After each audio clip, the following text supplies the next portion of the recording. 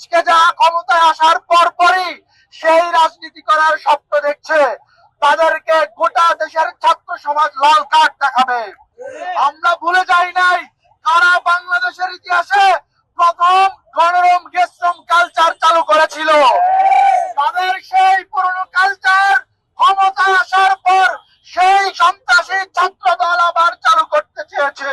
আমরা দেখেছি গোটা দেশেই তারা নারীদের উপর হামলা করেছে, তারা নির্বাচনে জিতার পরে তারা এদের বিরোধী দলের উপর হামলা করেছে। তারা আজকে বলছে যে নির্বাচনের পরে হলে থাকছে কিভাবে, নির্বাচন জয়ের মাধ্যমে কি তাদের কাছে হলগুলো বর্গা দেওয়া হয়েছে নাকি? শিক্ষার্থীরা থাকে, এটা তাদের নৈতিক অধিকার। যারা ছাত্র সংসদ গুলোতে লাল কার্ড পাওয়ার পরে শিক্ষার্থীদের কাছে জিজ্ঞাসা করে তাদের হলে থাকার অধিকার কি, বরং তাদের কাছে আমরা জিজ্ঞাসা করতে চাই অস্ত্র নিয়ে হলে তাদের কারবার কি।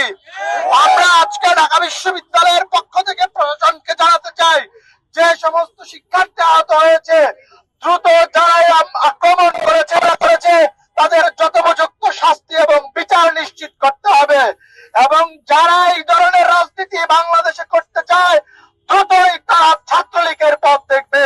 কায়েমি শক্তি যদি নতুন করে আবার কর্তৃত্ববাদী হয়ে ওঠার চেষ্টা করে, হল দখল করার চেষ্টা করে, আবার গণরম গেস্টরুম তৈরি করার চেষ্টা করে, শিক্ষার্থীদের অধিকার আদায়ের জন্য আমরা যেমন জুলাই পাশে ছিলাম, আবারও আমরা শিক্ষার্থীদের পাশে থেকে সেই দাবিগুলো আদায় করেই ছাড়বো ইনশাল্লাহ। ভেতরে মারামারি করতো, খুনোখুনি করতো, কিন্তু পরবর্তীতে দেখলাম নির্বাচনের পরবর্তী সময়ে সারা দেশের বিরোধী মতের উপরে চড়া হয়েছে। পরবর্তীতে আমরা লক্ষ্য করলাম এখন তারা রাজগুলোতে শিক্ষার্থীদের উপর হামলা করছে। শিক্ষার্থীদের উপর হামলা করলে কি ধরনের পরিণতি হয় সেই পরিণতি সম্পর্কে শিক্ষার্থীদের উপর কোন ধরনের আঘাত আপনারা করবেন না, তারা আবার সেই হামলার দায় শিবিরের উপর চাপিয়ে দিতে চায়।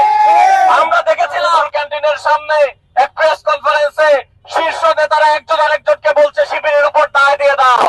গতকাল আমরা ঠিক সেই ঘটনারই আবার একটি রিওয়াইন্ড দেখতে পারলাম। আমরা আজকের আয়োজন থেকে এই দায় দিয়ে দেওয়ার রাজনীতি, এই দায় দিয়ে দেওয়ার রাজনীতির প্রতি নিন্দা জানাই। সেই দাবি আদায়ের সংগ্রামে সবাইকে অংশগ্রহণ করার আহ্বান জানিয়ে এবং আজকে যারা সংক্ষিপ্ত সময়ের নোটিশে উপস্থিত হয়েছেন